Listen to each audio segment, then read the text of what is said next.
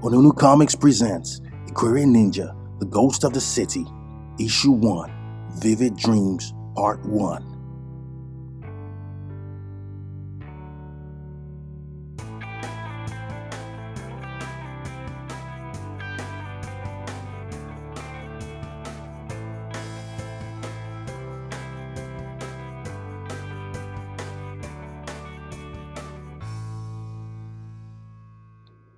Onunu Enterprises Building Rooftop, Port Harcourt, Nigeria, August 21st, 2022. It's a dark, cold, rainy night. Thunder echoes as the lightning reveals two shadows locked in mortal combat on the building rooftop. Bekwele can't believe what hit him. He had waited for this for too long, planned every moment to this point. But he realized that he may have underestimated his opponent.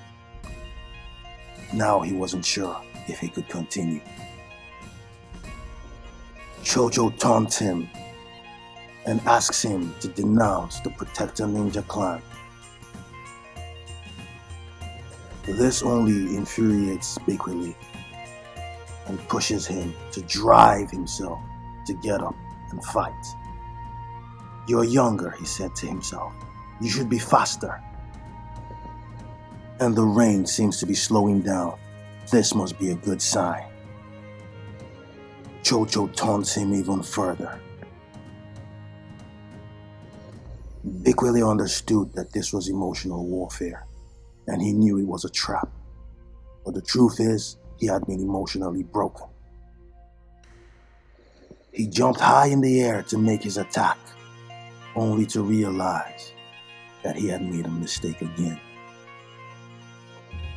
Chocho generates a wave of energy from within his Ikwerre ninja suit, and like a flash of lightning, he strikes Bekwele with a devastating punch. Bekwele blacks out for a moment. When he regained consciousness, he found himself falling off the building rooftop and heading for the ground far below him. For a moment, he thought to himself that this kind of feels free. Maybe he should just let it go. It shouldn't take more than a few seconds to hit the ground and end it all.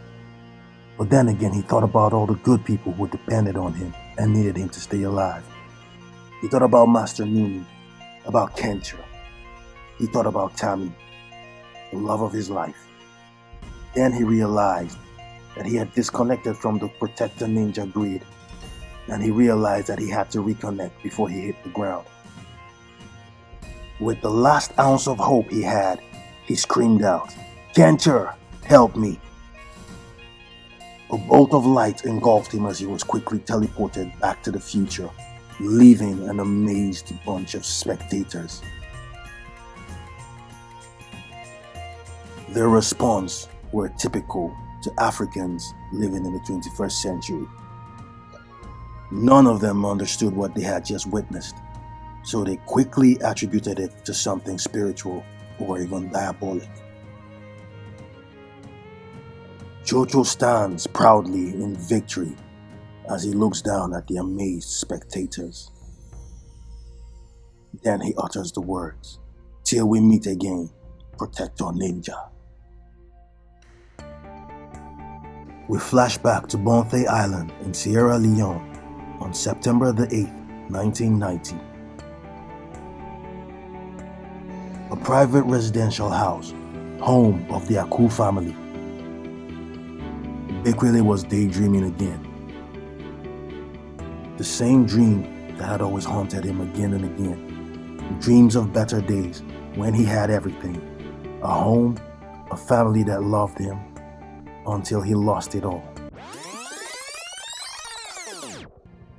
His father was his hero. He adored his mother. This would be the last time he'd ever see him again, except when he dreamt. Bekwele opened his eyes. He woke up at the Protector Ninja Medical Facility in Port Harcourt, Nigeria, in the year August 21st, 2222. Luckily, he was teleported via time travel. He had done this several times, But the truth is, this time, it hurt. Way worse.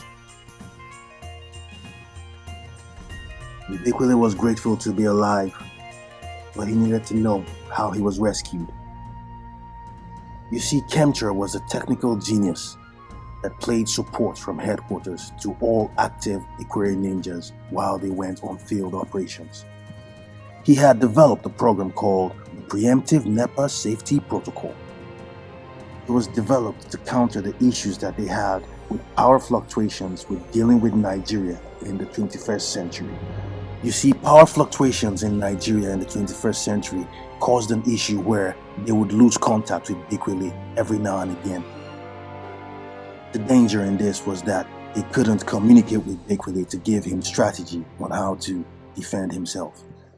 So this new program was designed to auto-teleport Bekwele back to base to exactly 200 years from his native timeline as a new safety measure. Bekwele was worried about the fact that Chocho defeated him in less time than he thought, but he had bigger problems to think about.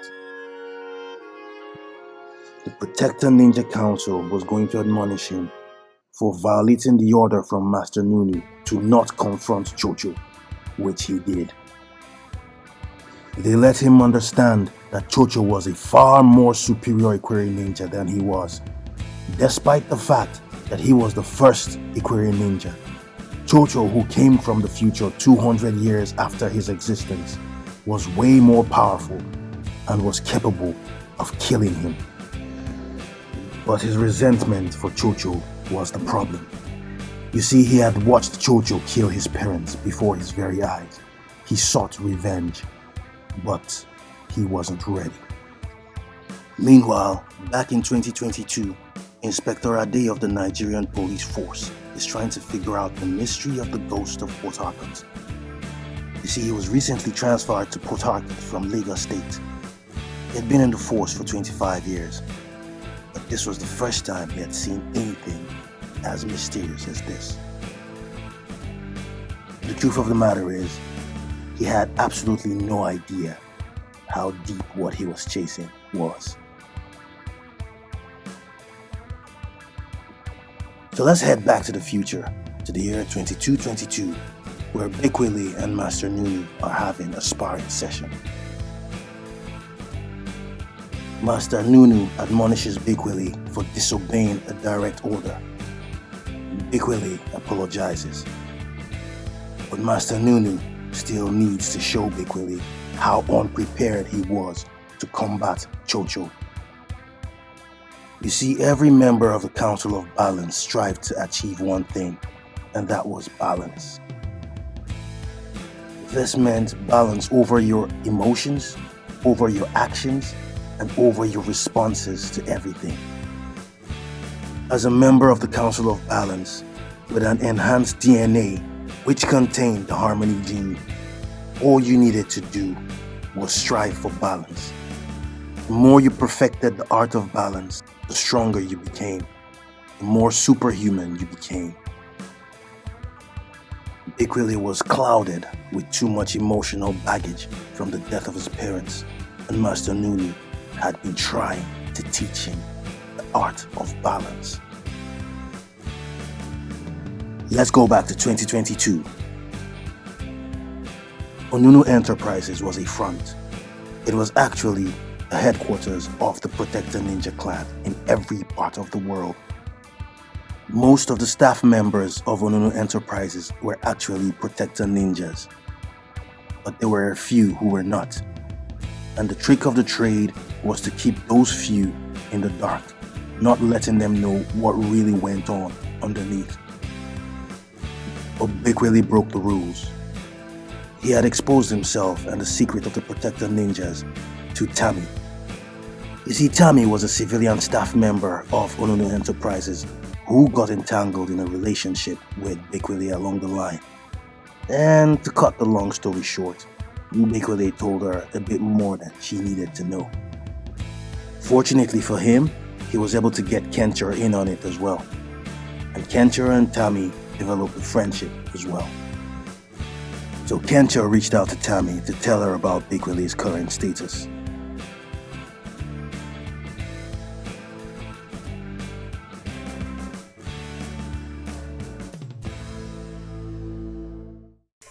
We go back to 2222 where we find Bekwele training. And as usual, he is haunted by vivid dreams of his past. Images of his parents murdered by Chocho. Images that he has had to deal with for several decades.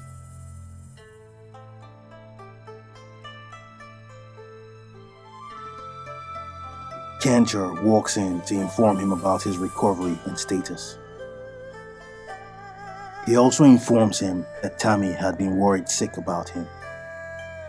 Bekwele asks if he could speak to her, but Ikwerre warns him about how bad of an idea that was, as their relationship needed to be kept a secret from the council. You see, the council had it as a rule that ninjas from the Council of Balance do not engage with civilians from the outside world. So Tammy and Bekwele's relationship had to be kept a secret between Ikwerre, Tammy, and Bekwele himself. Bekwele is finally cleared after fully recovering, and he is swiftly sent back to 2022, Port Harcourt, Nigeria. He ponders as he walked into the room, watching Tammy as she slept peacefully. He wondered if it was a good idea to have let her in on all of this. Protector ninjas had the ability to rewind time and change things and events. He could undo everything. He could keep her in the dark. He could even flash erase her memory and make it as though they never were. But he chose to let things be the way they were. Meanwhile, back in 2222, the oppressor ninjas had a briefing meeting with Chocho. They could see that he was still alive. You see, Chocho had just one mission: convert Bekwele from a protector ninja to an oppressor ninja, or kill him. He let them know that he was strategically working towards achieving one or the other.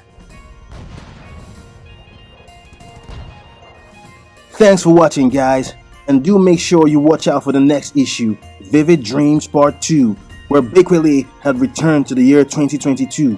He resumes his hobby, protecting the city of Port Harcourt, but the oppressor ninjas, though, still got plans for him. And don't forget to keep shopping at onunumarket.com, where you've got loads and loads and loads of stuff, amazing, interesting, beautiful things for you. Now you know how it goes, yeah? onunumarket.com. If you want it, we got it.